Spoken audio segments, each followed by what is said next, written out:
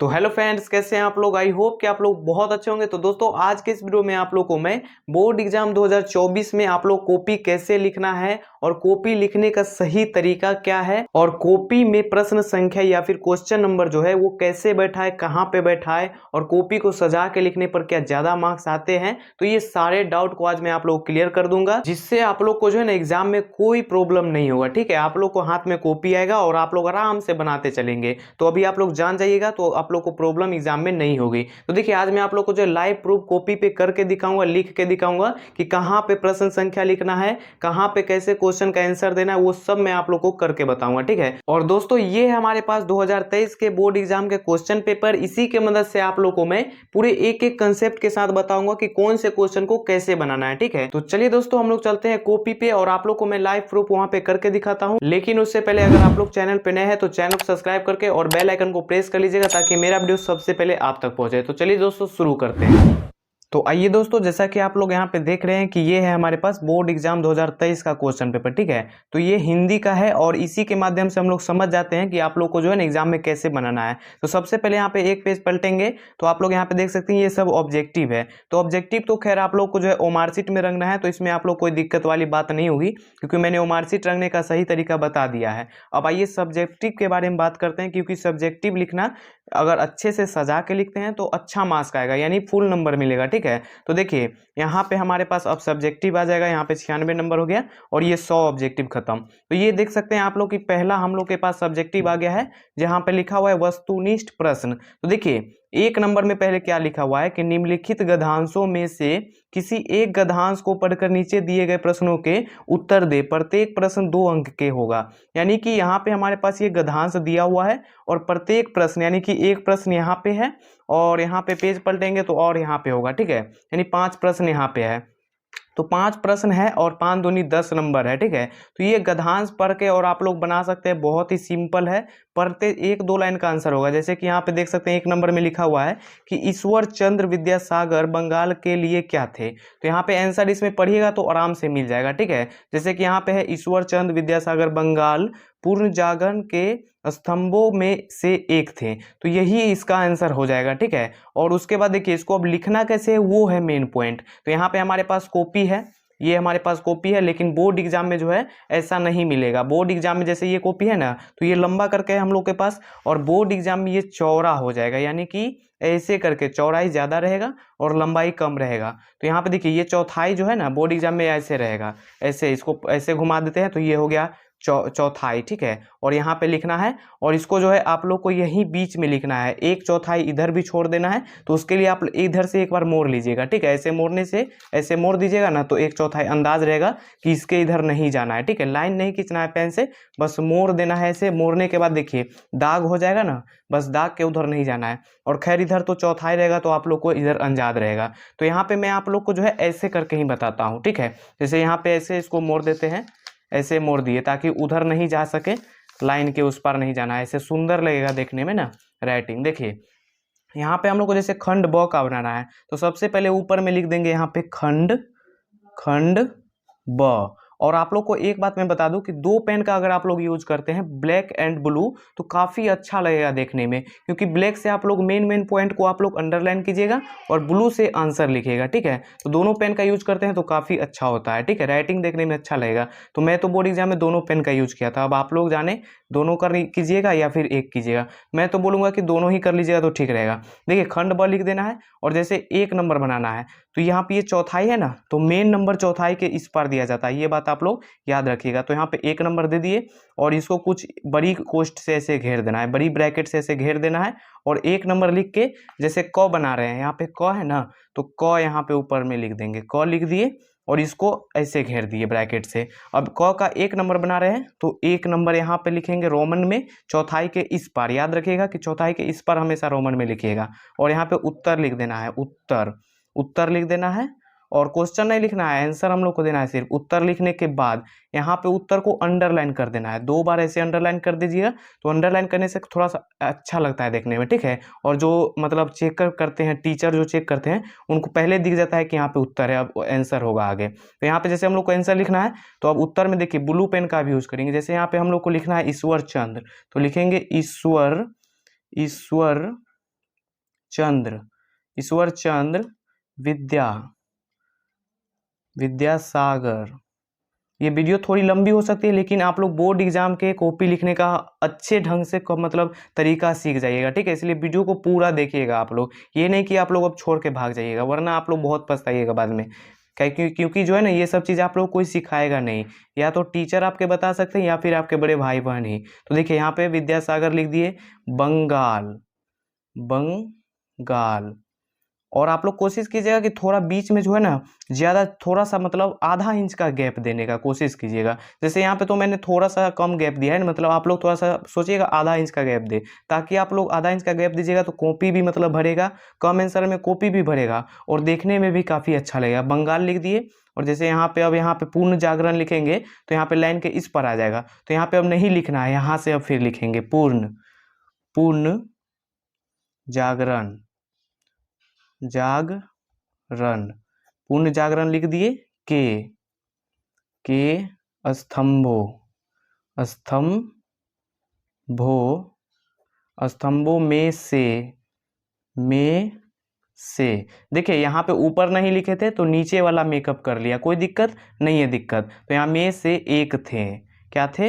एक थे, यहाँ पे एक थे लिख दिए और ये हो गया हमारा आंसर कंप्लीट। अब कितने बच्चे क्या करेंगे कि उत्तर के यहाँ पे जैसे लिखे हैं ना, तो ये एक थे मैंने यहाँ पे लिखा, और कितने बच्चे यहाँ पे क्या करेंगे, यहाँ पे लिखेंगे एक थे। तो यहाँ पे लिखने से होगा ये मतलब थोड़ा सा अजीब टाइप के लगेगा, इसीलिए आप लोग धीरे धीरे इधर खसकना है। जैसे और 2-4 लाइन लिख रहा मतलब रहता ना, तो और हम लोग थोड़ा थोड़ा करके बाद में खसकते जाते। तो ये हो गया हमारा आंसर लिखने का सही तरीका।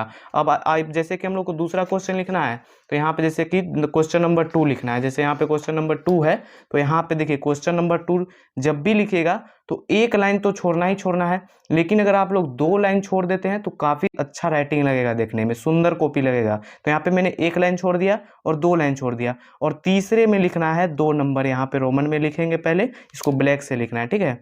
ये ब्लैक ब्लू का हमेशा याद रखना है। 2 नंबर लिख दिए, फिर उत्तर लिख दिए, उत्तर, और यहाँ पे बराबर देके और अंडरलाइन कर देना है। देखिए ये काफी अच्छा लग रहा है। अब यहाँ पे मान के चलिए यही लिख देते हैं, हम क्वेश्चन ये लिख देते हैं, ब्रिटिश अधिकारियों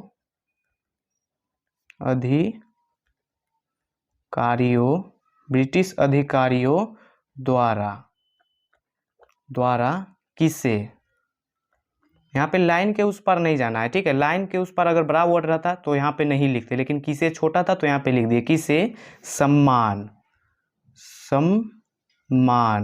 और आप लोग को राइटिंग जितना सुंदर रहेगा उतना अच्छा नंबर मिलेगा। राइटिंग पे बहुत नंबर मिलता है। देखिए हर एक सब्जेक्ट को लेकर 50 नंबर के लगभग जो है आपको राइटिंग में ही मिल जाएगा, ठीक है। तो इतना बात आप लोग ध्यान में रखिएगा, सम्मान मिलता था। तो जैसे कि हमारा ये हो गया अब दूसरा आंसर कंप्लीट। तो फिर यहाँ पे अब 2 लाइन छोड़ देंगे और तीसरा जो है यहाँ से बनाना चालू करेंगे। अच्छा यहाँ पे मैंने ब्लैक से ही आंसर भी लिख दिया ना, ओ सॉरी, यहाँ पे मैंने देखा नहीं, वो आप लोग को मतलब समझाने के चक्कर में मैंने ध्यान नहीं दिया, आप लोग को ध्यान देना है। तो यहाँ पे फिर तीसरा लिख के उत्तर दे दीजिएगा, और फिर यहाँ पे अंडरलाइन इसको करके अब आंसर ब्लू से लिखिएगा। तो यहाँ पे आप लोगों ने पहले गद्यांश समझ लिया कैसे लिखना है। अब फिर आते हैं यहाँ पे क्वेश्चन पे। देखिए लिखना तो आप लोगों ने जान लिया। अब देखिए गद्यांश में ही हमारे पास पहला था क और दूसरा है ख।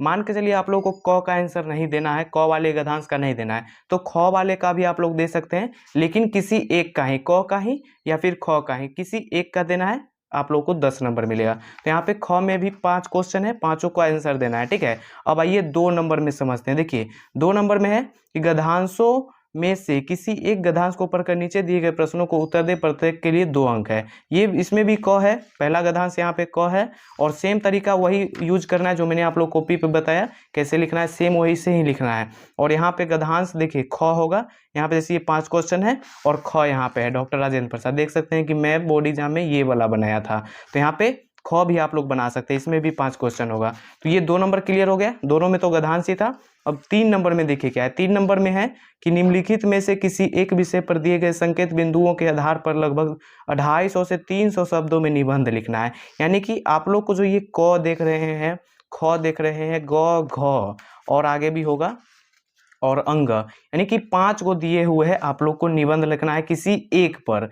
किसी एक पर बोल रहा है ना, यहाँ पे देखिए एक विषय पर, ये सब बात का आप लोग को ध्यान रखना है। तो देखिए मैंने यहाँ पे क वाले में लिखा था, यानी कि भारतीय किसान की समस्या और समाधान के बारे में लिखा था। तो यहाँ पे आप लोग को कैसे लिखना है, तो यहाँ पे मैं आप लोग को थोड़ा सा बता देता हूँ। जैसे कि यहाँ पे आप लोग को लिखना है 3 नंबर, और यहाँ पे 3 नंबर लिख दिए, और यहाँ पे क का लिखना है ना, तो 3 नंबर के आगे लाइन के इस पर लिख देना है क, और नीचे में फिर लिखना है जैसे कि एक में लिख के, और भूमिका लिखना है ना, तो यहाँ पे ब्लैक से लिखिएगा, पहले भूमिका को और रोमन नंबर को ब्लैक से लिखना है भूमिका, भूमिका लिखने के बाद इसको बराबर दे देना है, और इसके नीचे अंडरलाइन कर देना है। अब जो भी आंसर लिखना है आपको यहाँ से लिखना चालू कर दीजिए, और यहाँ पे फिर लिखना है जैसे कि यहाँ पे 4 लाइन लिख दिए, और फिर लिखना है सामाजिक समस्याएं, तो फिर 2 नंबर यहाँ पे दीजिए, और फिर यहाँ पे लिखिए सामाजिक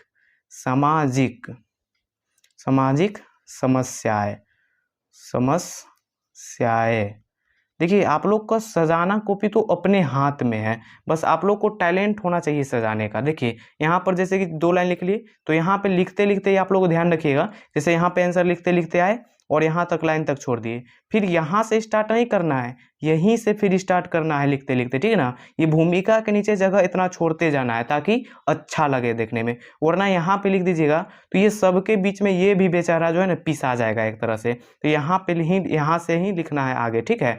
तो काहे कि वहाँ पे कॉपी चौड़ा होता है, यहाँ पे ना चौड़ा नहीं है, वहाँ पे काफ़ी ज़्यादा चौड़ा रहेगा। तो यहाँ पे 3 नंबर समझ लिए। अब यहाँ पे आइए 4 नंबर आप लोग को बता देते हैं। देखिए 4 नंबर में यहाँ पे लिखना है कि अपने प्रधानाध्यापक के पास एक आवेदन लिखें। तो देखिए आवेदन पत्र लिखना है, यहाँ पे एक प्रधानाध्यापक के पास बोल रहा है, और अथवा में भी दिया हुआ है कि कंप्यूटर के महत्व के बारे में 2 छात्रों के बीच हुए संवाद को लिखे। यानी कि इसका मतलब आप लोग समझे, 2 छात्रों के बीच बात जो हुआ कंप्यूटर के विषय में, उसी को लिखना है नाम देके। जैसे कि यहाँ पे लिख देते हैं, एक सोनू है एक, और एक यहाँ पे मोनू है, सोनू और मोनू, ये दो आप लोग अपने मन से भी कोई नाम रख सकते हैं, और बस इसी तरह आप बात को लिख सकते हैं। लेकिन मैंने यहाँ पे आप लोग देख सकते हैं ये वाला लिखा था। जैसे कि आप लोग को अब 4 नंबर लिखना है, तो यहाँ पे आप लोग को मान के चलिए कि आप लोग को यहाँ पे अब अथवा वाला लिखना है, 4 नंबर को नहीं लिखना है। तो यहाँ पे आप लोग क्या कीजिएगा, यहाँ पे डायरेक्ट यहाँ पे लिखिएगा ऐसे प्रश्न संख्या यहाँ पे 4 लिख देना है, और उसके बाद 4 का लिख देना है अथवा लिख देना है। अथवा लिखने के बाद इसको बीच में अंडरलाइन कर देना है, जिससे होगा क्या कि जो कॉपी चेक करेंगे उनको लगेगा कि 4 का अथवा ये बच्चा आंसर लिखा है, ठीक है, यानी अथवा वाला कंप्यूटर वाला आंसर लिखा है। तो अथवा लिखना ये सब मत भूलिएगा, क्योंकि अगर आप लोग 4 नंबर डायरेक्ट मतलब दे के आंसर लिखते हैं तो ये तो इसका ना हो गया, या तो प्रधानाध्यापक वाला हो गया ना। तो यहाँ पे अथवा लिखना बहुत इंपॉर्टेंट है। तो ये आप लोग समझ गए। अब 5 नंबर बहुत ही इंपॉर्टेंट है, जो कि आप लोग को यहाँ पे मैं समझा रहा हूँ। देखिए 5 नंबर में क्या है कि निम्नलिखित प्रश्नों में से किन्हीं 5 प्रश्नों का उत्तर दे, प्रत्येक 20 से 30 शब्दों में देना है, काफी ज्यादा नहीं देना है, 20 से 30 वर्ड में ही देना है। तो यहाँ पे देखिए जैसे 5 का 1 नंबर का आंसर देना है ना, तो यहाँ पे आप लोग को जैसे 5 का 1 नंबर देना है, तो 1 नंबर दिए, सिंपल है, और उत्तर लिख दिए, उत्तर लिख के बराबर दे दिए, इसके नीचे अंडरलाइन दे दिए। अब इसका आंसर जो भी है आप लोग ब्लू से लिख सकते हैं, जैसे कि यहाँ पे भारतीय समाज में जाति, ऐसे करके आप लोग लिख सकते हैं, ठीक है। आप लोग यहाँ पे जैसे कि यहाँ तक लिख लिए, ये लाइन के इधर ही रहना है। फिर अगर हम लोग को एक लाइन और लिखना है तो यहाँ पे यहीं से स्टार्ट करेंगे। फिर कहाँ से स्टार्ट करेंगे, यहाँ पे भाविक, ये नहीं कि आप लोग को अब यहाँ से स्टार्ट करना है स्वाभाविक, उससे में देखने में थोड़ा अच्छा नहीं लगेगा, तो यहीं से स्टार्ट करना है। फिर यहाँ तक लिख लिए, फिर यहीं से हल्का सा यहाँ पे बढ़ा दीजिए, फिर यहाँ से लिखना है, फिर यहाँ से हल्का सा थोड़ा सा इसके बराबर चलना है, लेकिन शुरू से नहीं लिखना है, ठीक है। इतना बात आप लोग ध्यान में रखना है। तो ये आप लोग समझ गए। अब आइए 6 नंबर को समझ लेते हैं। 6 नंबर में क्या है, तो 6 नंबर आप लोग यहाँ पे देख सकते हैं कि हमारे पास दिया हुआ है, निम्नलिखित प्रश्नों में से किसी एक प्रश्न का उत्तर लिखिए, शब्द सीमा लगभग 100 वर्ड में लिखना है। तो यहाँ पे देखिए 6 का 1 नंबर में है कि आशय स्पष्ट करे है। तो देखिए इसका चाहे तो आप लोग आंसर दे सकते हैं, या फिर 2 नंबर का दे सकते हैं। तो 6 का भी वैसे ही सिंपल है, लिखेंगे यहाँ पे क्या लिखेंगे, 6 लिखेंगे, और यहाँ पे पॉइंट देना नहीं भूलिएगा ये।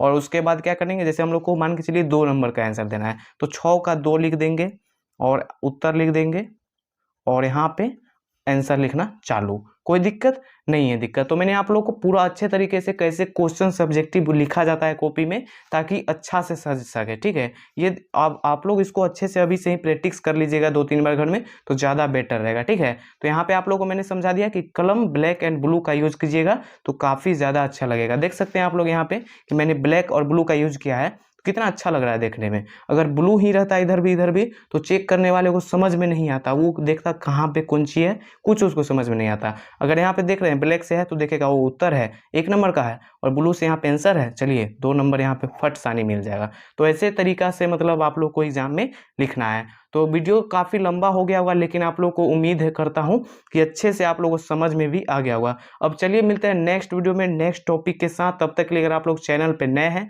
तो चैनल को सब्सक्राइब जरूर कर लीजिएगा। ठीक है, क्योंकि आप लोग सब्सक्राइब नहीं करते हो, सिर्फ देख के और चले जाते हो। और लाइक जरूर कर दीजिएगा, लाइक करना मत भूलिएगा और सब्सक्राइब भी कर लीजिएगा। ठीक है, तो चलिए मिलते हैं नेक्स्ट वीडियो में, तब तक के लिए बाय बाय दोस्तों।